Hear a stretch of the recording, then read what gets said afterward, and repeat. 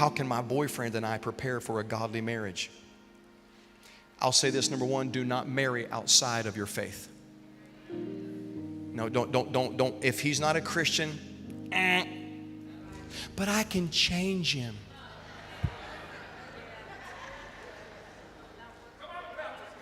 Oh, I know she's going to accept Jesus because she looks good. I know she's going to accept Jesus. Ladies and gentlemen, don't date or marry a project.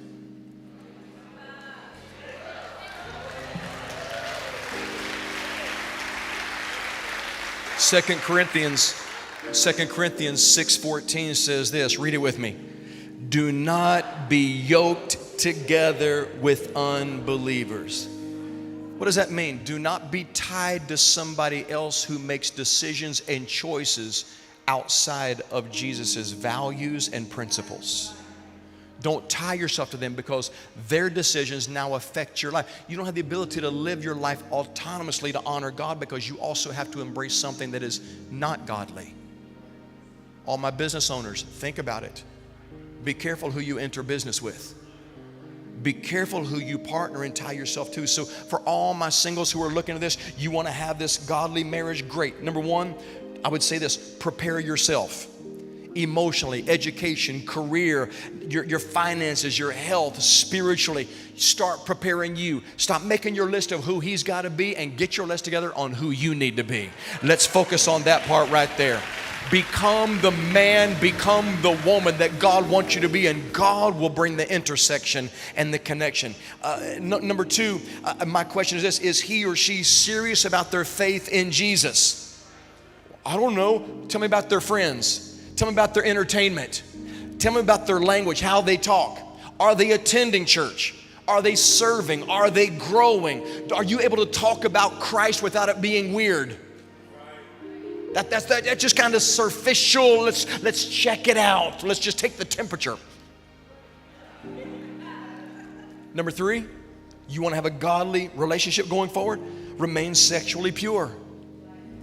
Honor each other's body. Honor each other. There's nothing wrong with virginity in 2024. It's beautiful before God. Cindy and I got married in 1994. Whew, that's a long time ago, girl. When Cindy and I got married in the 1900s,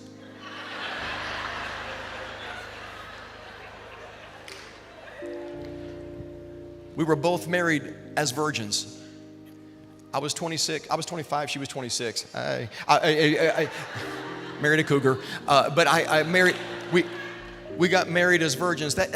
Listen, that doesn't mean, oh my God, stop it. We're human. We have issues. It's not that, but I'm just stating, this is the only woman I've known this way. I'm the only man she's known this way. Sorry. Watch this.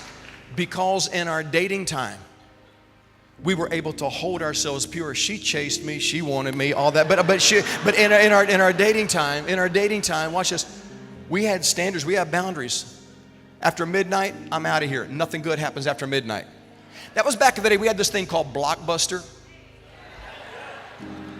And you went to a big box store and you rented a movie on a big VHS. It took a small pickup truck to get it home, and you took it home and you put it in this big thing that could actually go to the moon, and you stuck it in there and you watched a movie. You know how many movies we rented that I never had a plan on watching that movie? Do you understand? Just to get her to sit down, nothing good was going to happen. Like, we had to set boundaries and standards. There was times she was stronger for me than I was for her. There was times I was stronger for her than she was for me, but we held each other accountable. And to this point, because we were able to control our urges and our natural God-given impulses in that time, when I'm traveling or on a trip or she's traveling on a trip, I'm not worried about her stepping out on me. She was able to control herself with me, and I mean, what else could you want? She could. I'm sorry. She controlled herself with me. I controlled myself with her. I'm not stepping out. Are you kidding me? Ladies and gentlemen, in the dating phase, you're building trust, and the way you treat and respect and honor each other's body shows my ability that God is working in me and I respect and honor you. Number 4, seek counsel, not just approval.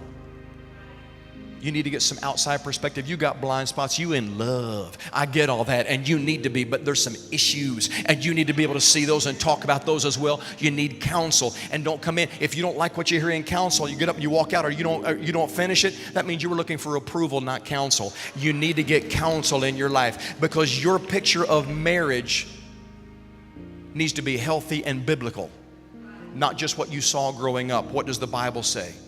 And number 5, I'm done with this one. Just realize that disappointment is coming inside your marriage. It's coming. It's coming. There's a principle called the Pareto principle. Works in business, it works in leadership, also works in marriage. And it states this. There's the 80-20 principle. 80% of the people in the church do 20% of the serving.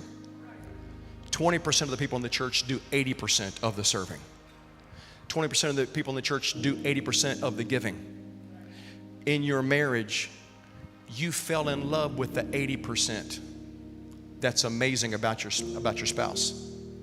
But they came with another 20% you weren't looking at. I'm so in love with the 80%. I didn't know they had a suitcase with them when they were walking in the door. And they unpacked that. And if you're not careful, you'll become so common, so used to the 80% that you were never looking at the 20, but that when the 20 shows up, we so focus on the 20, we forget the 80. I'm telling you right now, every person has a 20%, and here's the deal. You got to realize that everything that you're expecting, demanding, and wanting out of that other 20%, you're not going to get it. I can't be home as much as she wants. I can't do for her as much as she wants. I can't expect for her everything that I want, meet my needs. No, there's going to be a healthy tension between what I want and what I get, and I'm not going to get all that I want. She's not going to get everything she wants, but we remain aware and we live inside that tension, celebrating the 80%, recognizing the 20%, but we keep working together so the 20 doesn't cancel out the 80. Do you follow what I'm saying? Every relationship has it. What you focus on is what's going to manifest and become greater in your life.